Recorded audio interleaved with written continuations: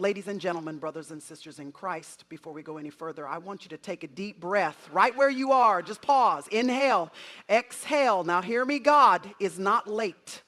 God is not confused. God is not scrambling to put the pieces of your life together. He's not in heaven biting his nails over your situation. No, he is seated on the throne, sovereign, supreme, and strategic. You see, we live in a culture of now. We want answers immediately. We want breakthrough by Friday. We want healing by the next doctor's visit. But the kingdom of God does not operate on your clock. It functions on his calendar. And his timing is perfect. Not convenient, not always comfortable, but perfect. There's a difference. The enemy wants to convince you that if it hasn't happened yet, then maybe it won't happen at all. But that's a lie straight from the pit of hell. Because the God who promised is faithful, and the one who began a good work in you, he's going to finish it.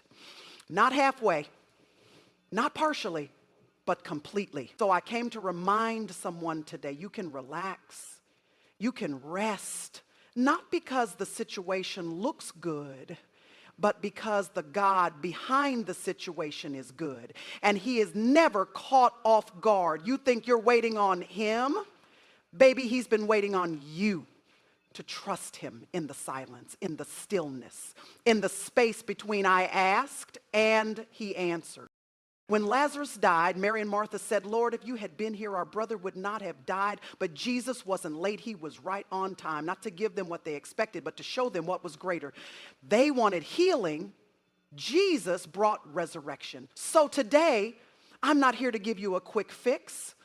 I'm not here to tell you to try harder or pray louder. I'm here to tell you, stand still and watch the salvation of the Lord. Because when he moves in power. When he arrives, everything changes. And your only job is to stay in position, trust his heart, and watch it happen. We've all experienced it, that hollow ache of unanswered prayers, that lingering silence that settles in after you've pleaded with God for something you believed in with your whole heart. You fasted, you prayed, you trusted, you waited, and still nothing. The door didn't open, the breakthrough didn't come, the healing didn't happen. And if you're honest, you started wondering if God had said no, when all you really needed was for him to say now. But I want you to lean in and hear this today. God's delays are not denials. They are divine setups for greater glory. When God delays, it is never arbitrary. He doesn't postpone for the sake of suspense. He delays because he sees what you don't. His timeline stretches beyond your immediate needs into eternal impact. And what looks like a closed door today is often the red carpet rolled out for his purpose to be revealed in a way you couldn't possibly orchestrate on your own. He's not just fixing the problem, you are the process. He's not just crafting an answer, he's crafting you. Think about Joseph, thrown into a pit by his brothers, sold into slavery, falsely accused and imprisoned. 13 years of silence, 13 years of divine delay, but God hadn't said no. God had said not yet. Because the palace was already on the horizon and Pharaoh was already dreaming. The same brothers who betrayed Joseph had to bow before him. The same man who was forgotten in prison became the one remembered in crisis. Why? Because the delay was never a denial. It was a stage being set, a platform being built. And when the curtains finally opened, no one could deny the glory of God in his life. There is something powerful about the way God works in the background. You might think he's doing nothing, but that's only because you can't see the roots growing underground. A seed doesn't sprout the moment you plant it. It needs to sit in the dark. It needs to be covered. It needs to break. And only then does it push through the soil into the light. You are not buried. You are planted. And when the time is right, when the assignment is matured, when the people connected to your promise are in position, God will unveil what he was doing all along. One of the enemy's greatest strategies is to convince you that God's silence equals absence. That when heaven is quiet, your prayers are denied. But silence is not the same as stillness. And delay is not the same as rejection. Silence is where trust is tested. Delay is where faith is formed. That's where the muscle is built. That's where the roots dig deep. Because if you always got the miracle the moment you ask, you'd have no need to grow, no reason to wait, no foundation for endurance. And God is not interested in raising spiritual infants. He's raising warriors, ambassadors, carriers of his glory. Consider the story of Lazarus in John 11. Jesus loved Mary, Martha, and Lazarus. He had the power to heal Lazarus before he ever died. And yet, he waited. He delayed. He let Lazarus die. And when he finally arrived, Martha met him with disappointment in her voice. Lord, if you had been here, my brother would not have died.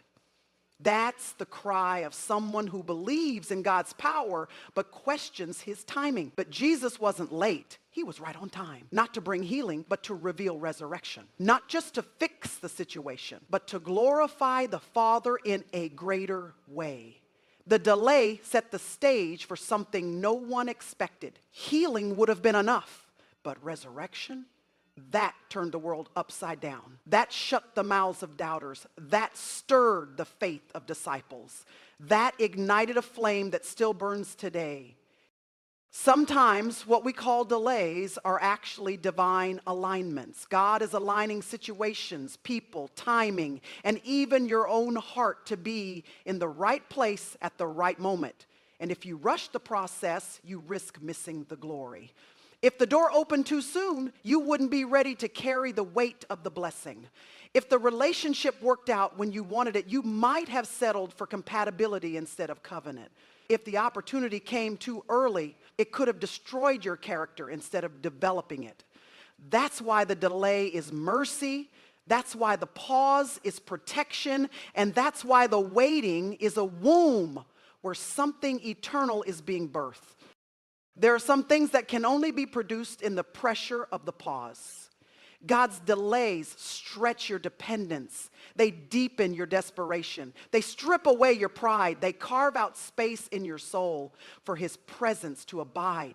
He's not trying to punish you. He's preparing you.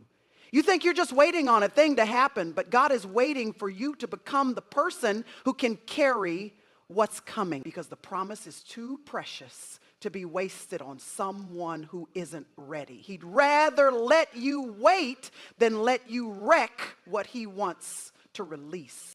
I know it's hard. I know it's exhausting to keep believing when the years keep passing. I know what it's like to look around and see others getting what you prayed for while you remain in the hallway, waiting for a door that seems locked. But hear me, child of God. He is not unjust. He has not forgotten. He is not late. Every tear you've cried has been caught. Every prayer you've whispered in the dark has been heard. And every delay is being woven into the masterpiece of your testimony. God doesn't just want to give you what you're asking for. He wants to show you why you needed to wait. You serve a God who is never rushed, never pressured, and never out of sync. And because his perspective is eternal, his pace is deliberate, he sees what you cannot. He hears conversations you don't know about. He's moving pieces you haven't even prayed over yet. So the delay is never random. It is always redemptive. It's heaven rearranging the natural to make room for the supernatural. And when he moves, when the suddenly comes, when the door opens, it will be undeniable that it was not you, it was him. That's the kind of glory he's after. Not partial credit, not shared applause, but full, resounding, uncontested glory that draws every eye to him. And so if you're in the middle of a delay today, I want to tell you, it's not a no, it's not rejection, it's not abandonment. It is the divine breath of God saying, wait, watch. I'm doing something greater. Because when he finally moves, you won't just get what you asked for. You'll get more than you imagine. And everyone who saw you in the waiting will have no choice but to declare, this was the Lord's doing, and it is marvelous in our eyes. Trust doesn't grow in ease. It's not developed in moments when everything makes sense, when prayers are answered instantly, when doors swing open on your first knock. No, trust grows deep in the waiting room of heaven, in that sacred silent space where God seems quiet and answers are slow in coming. It's there in the pause, in the process, in the unknown, that real trust takes root. Because faith that is never stretched will never be strong. Trust that is never tested will always be shallow. And the God we serve is too committed to your growth to let you stay where it's comfortable.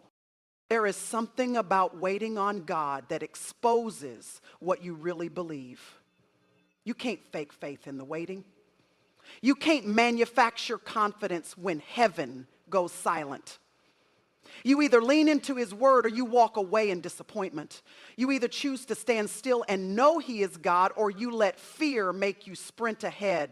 But when you decide to stay in the waiting room, not passively, not bitterly, but with your eyes fixed and your heart anchored, you begin to experience the kind of trust that doesn't just visit on Sunday mornings, but abides on Tuesday afternoons when nothing makes sense. Abraham waited 25 years for the promise of Isaac. That wasn't a punishment. That was God building trust. Every passing year, every disappointed glance at Sarah's womb, every whisper of doubt was met by the invitation to keep trusting, to believe that what God said he would do. But Abraham's trust didn't begin in the delivery room. It was forged in the desert, in the waiting, in the long walk, with nothing but a word from God to hold on to. And even when he didn't see the evidence, he chose to believe the promise. That kind of trust doesn't happen overnight. It's grown in silence, in surrender. Some of us have confused waiting with wasting. We think that if we're not moving forward, we must be stuck. But God's waiting room is never a wasted place. It's a womb. It's where things are formed, refined, shaped in secret, where the Spirit whispers what you're too distracted to hear in motion. It's where pride is stripped, idols are exposed, and intimacy is deepened.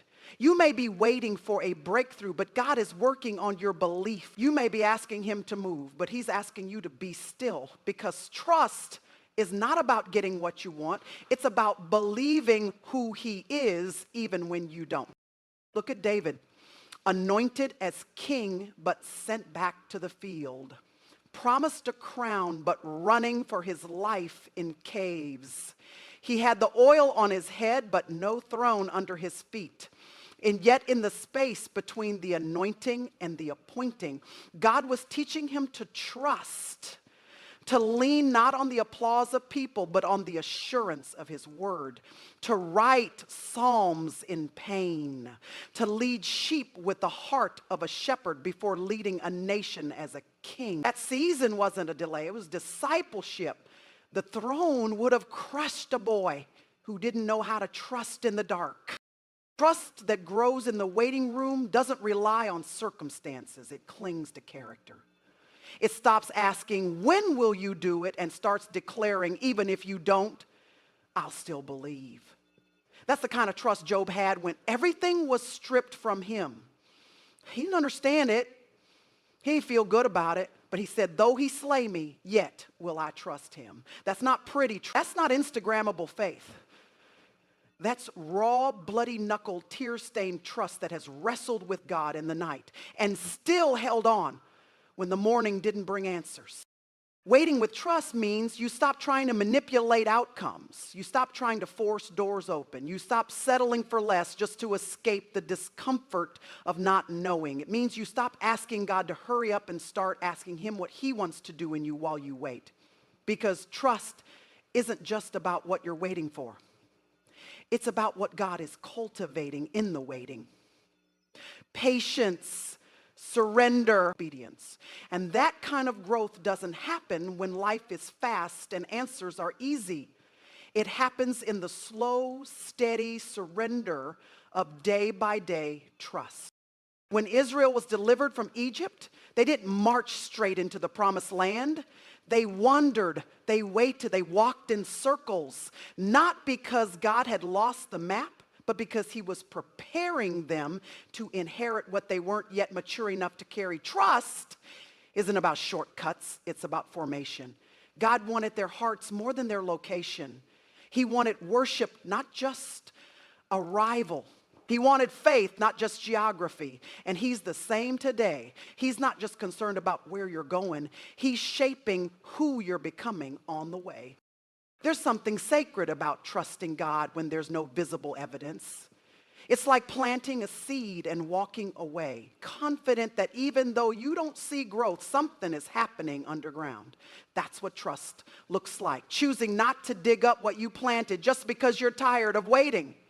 Choosing to speak life over what looks dead.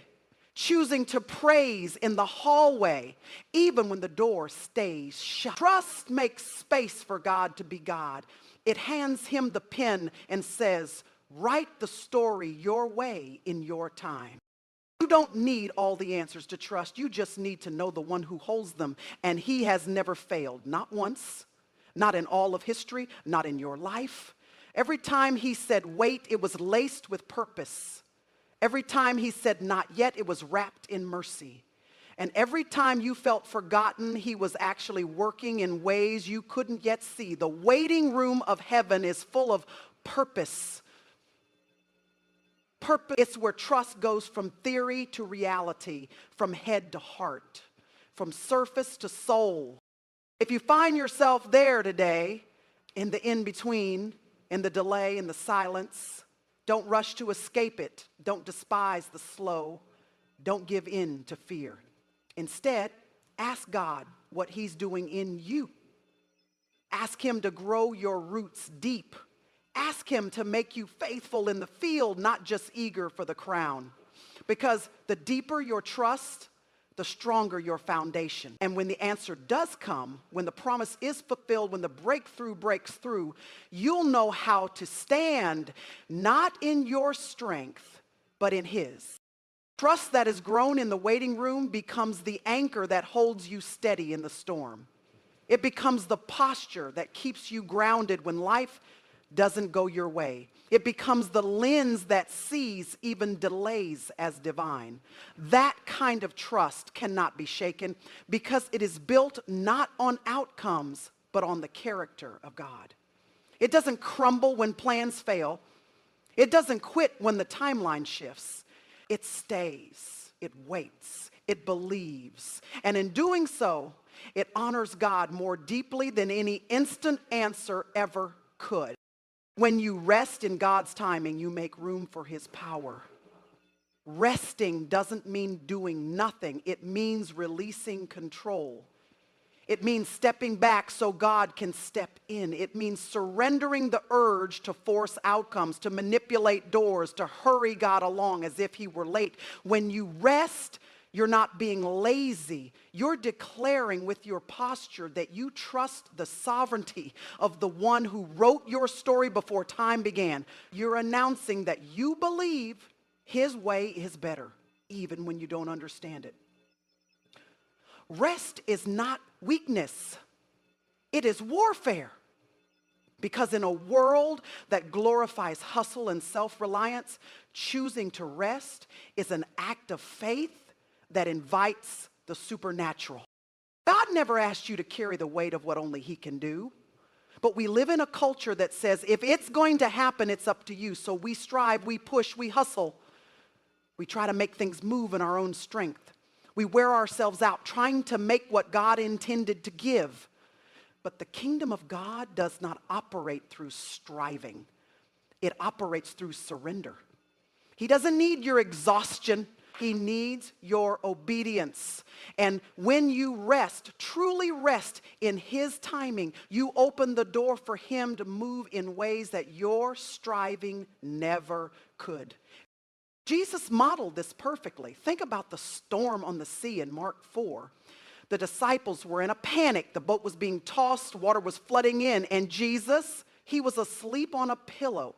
That wasn't just about physical rest. It was about spiritual posture. He wasn't worried. He wasn't anxious. He knew who he was and who his Father was. And in that rest, he displayed power.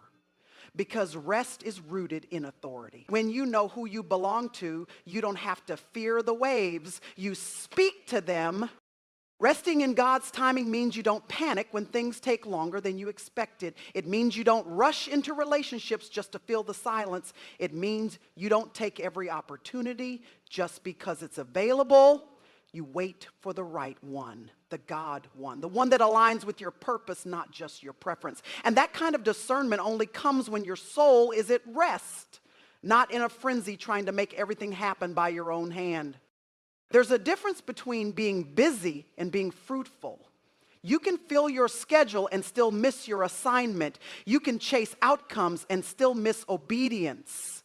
Resting in God's timing requires that you trust His pace over your own. It means slowing down enough to hear His voice. It means letting go of the need to constantly be producing so that you can actually be abiding. Because when you abide in Him, you bear fruit not because of your effort, but because of His Spirit working through you. Martha welcomed Jesus into her home, but Mary welcomed Him into her heart. One was distracted with much serving. The other was resting at His feet. Jesus didn't rebuke Martha for her service. He redirected her focus. He said, Mary has chosen the better part. Not the more religious, not the more impressive, but the better part. The place of rest. The place where striving ceases and listening begins. That is where power flows. That is where clarity comes. That is where your soul is restored. When you rest in God's timing, you stop comparing your journey to someone else's. You stop scrolling through highlight reels and wondering why they're getting what you prayed for. You stop measuring your worth by your speed, because rest reminds you that your identity is not in what you do, it's in who you belong to. You're not behind, you're not late, you're right on time for your story, because God knows what He's doing with you, and His pace is always perfect, even when it feels painfully slow. Rest isn't passive, it's powerful. It's a weapon against fear. It's a shield against anxiety. It's the quiet confidence that says, God's got this. I don't have to. And in that space, His strength is made perfect in your weakness. You stop trying to perform and you start learning how to receive. You stop chasing signs and you start trusting the silence. You stop fighting for control and you start flowing in grace. That's when you begin to witness God's power. Not in the flash, not in the frenzy, but in the still, small whisper of His presence moving on your behalf. Isaiah 30:15 says, in returning and rest you shall be saved. In quietness and confidence shall be your strength. That verse doesn't say in performance. It doesn't say in effort. It says in rest. There is strength in stillness. There is clarity in calm. There is breakthrough in peace.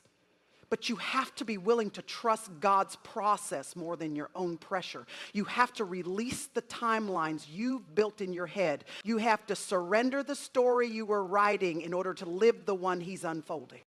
Rest also allows room for divine interruption. When you're not rushing through life, you're able to notice the detours that lead to destiny. The woman at the well wasn't on Jesus' schedule, but because He was willing to rest, to sit, to pause in Samaria, she became a key to revival in an entire region. Sometimes the most powerful moments happen not because you planned them, but because you had margin for God to move. Rest creates that margin. It gives God space to interrupt your plans with something greater. You don't have to be the hero of your own story. You don't have to have it all figured out. You don't have to hustle to earn what God gives freely. When you rest in His timing, you begin to realize that miracles happen, not because you pressed hard enough, but because He is faithful enough. Walls fall, seas part, provision appears, not because of your effort, but because of His power. You just have to be in position to receive, and that position is rest. In Exodus, when Pharaoh's army was chasing the Israelites and the Red Sea stood before them, the people panicked. But Moses said something so profound: the Lord will fight for you. You need only to be still. That's the essence of resting in God's timing. Being still, not inactive, but still in spirit, still in trust, still in expectation. When you are still, God begins to fight battles on your behalf. He begins to open doors, shift atmospheres, and bring outcomes you never could have achieved by yourself. The enemy wants to wear you out. He wants you tired, anxious, stretched thin, discouraged by delays. Because a weary soul is easier to deceive. But when you choose rest, you disarm him, you take back your peace. You say, I don't have to have all the answers because I know the one who does. And that kind of rest is untouchable. It's rooted in heaven, not circumstances. It's sustained by grace, not performance. And it draws the power of God right into your situation. So when the waiting gets long, when the promise seems distant, when the pace feels too slow, choose rest, not because you've given up, but because you've given it to him. Let your rest be your resistance. Let it be your declaration that you believe he is faithful, he is good, and he is right on time. When you do, you make space for the kind of power that only moves in the soil of surrender. The kind of power that changes everything without you having to change anything. The kind of power that flows not from force, but from faith. Faith is not proven in the outcome, but in the obedience while you wait. It's easy to say you trust God when the breakthrough arrives, when the healing comes, when the promotion lands in your lap, or the relationship finally blossoms. But the real evidence of faith is what you do before the answer ever comes. It's not measured by how loud you shout when the walls fall, but how consistently you march around them when they're still standing. True faith is revealed in the in-between, in the quiet decisions, in the daily obedience that keeps showing up when nothing seems to be changing. The Bible is filled with people who had to obey long before they ever saw results. Noah built an ark in the middle of dry land with no rain in sight, surrounded by scoffers and critics. He didn't wait for clouds to form or raindrops to fall before he picked up the hammer. His faith wasn't in the outcome. It was in the word God has spoken. And every nail he drove into that wood was a declaration, I believe you, God, even when there is no proof around me. That kind of obedience doesn't make sense to the world. It doesn't get applause, but it moves the heart of heaven. Abraham packed up everything he owned and set out toward a land he had never seen simply because God told him to go. He didn't have a map. He didn't have GPS. All he had was a word, and that word was enough. He trusted God without a guarantee. That's the heartbeat of real faith. It doesn't wait for clarity before it moves. It doesn't demand full understanding before it surrenders. It steps forward in the fog, believing that the same God who gave the word will provide the way. Obedience while waiting is one of the hardest spiritual disciplines, because it requires you to keep walking without confirmation. It means tithing when your bank account is low, praying when heaven seems silent, loving that difficult person even when they don't change, staying faithful to your calling even when no one sees you, serving when it feels thankless. It means honoring God when it costs you something. That's where faith is formed, in the pressure of perseverance, in the soil of unseen obedience, in the repetition of showing up when quitting feels easier. The enemy knows that if he can't destroy you, he will try to distract or discourage you into disobedience. He'll whisper lies like, if God really cared, you'd see results by now. He'll tell you your prayers aren't working, that your obedience is wasted, that your sacrifices are unnoticed. But obedience is never wasted. Heaven sees every act of surrender, every private yes, every quiet decision to stay on the path. And God honors obedience far more than we realize. You may not see the reward immediately, but obedience always places you in position for divine favor. Joshua and the Israelites marched around Jericho for 6 days with nothing changing, no cracks in the wall, no signs of weakness, just silence. But on the seventh day, after one final lap, the walls collapsed. What if they had stopped on the sixth? What if their obedience had depended on visible results? The miracle was released not because of one shout, but because of consistent obedience. Before the shout, sometimes your miracle isn't waiting on your effort, it's waiting on your endurance. Can you keep obeying without evidence? God uses the waiting seasons to train you in trust. He wants your faith to be rooted in who he is, not in what he does. If your faith rises and falls with outcomes, it's not anchored, it's conditional. But if you can worship him when the answer is delayed, when the door stays shut, when the healing doesn't come on your timeline, that's the kind of faith that pleases him. That's the kind of obedience that echoes in eternity. That's the kind of trust that makes demons tremble and angels rejoice.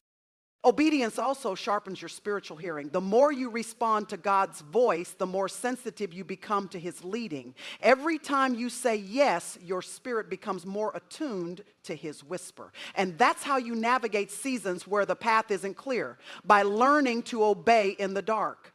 The darkness doesn't change the direction if you're following the voice. Sometimes he won't give you a blueprint because he's trying to teach you to follow his breath, not your plan.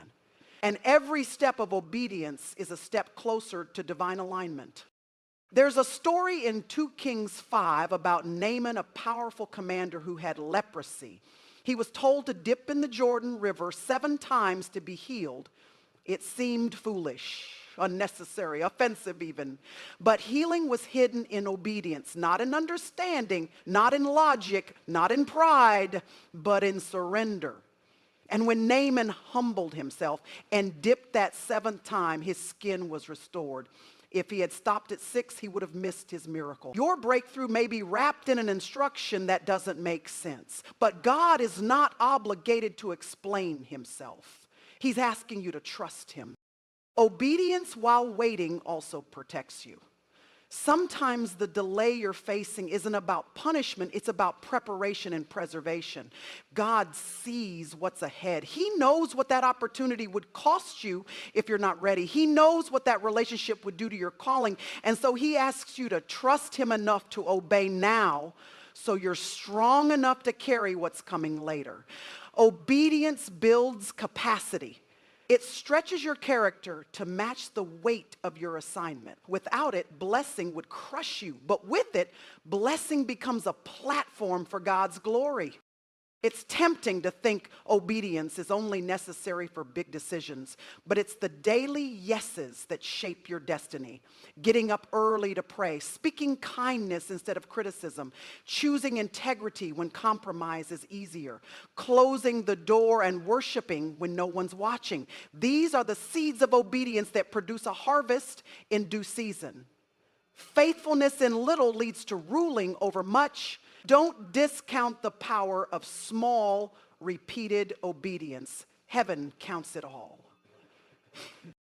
Sometimes obedience means standing still when everything in you wants to run. Other times it means moving forward when you feel unqualified. It means staying planted when others are being promoted. It means saying no when the world screams yes. It means trusting that God's pace is intentional and that your obedience is not about proving yourself. It's about pleasing him. And when pleasing God becomes more important than impressing people, your faith moves from shallow to solid. The beauty of obedience is that it draws you into deeper intimacy with God, not because it earns you his love, but because it positions you to experience more of him. Obedience is not a burden, it's a bridge to peace, a bridge to clarity, a bridge to miracles. And the longer you walk on it, the more you realize that God is not just the destination, he is the reward. Obedience trains your heart to love his presence more than his promises. So if you're in a season where you're waiting, where the outcome is still unknown, where the prayer is still unanswered, remember this. Your faith is being proven not by what you're believing for, but by how you're obeying in the meantime. Keep doing what he told you last. Keep showing up. Keep saying yes. Because the God who sees your obedience in the dark will honor it in the light. He never overlooks a single act of faithfulness. And one day, when the curtain is pulled back and the story unfolds, you'll see how every step of obedience was setting the stage for something greater than you imagined.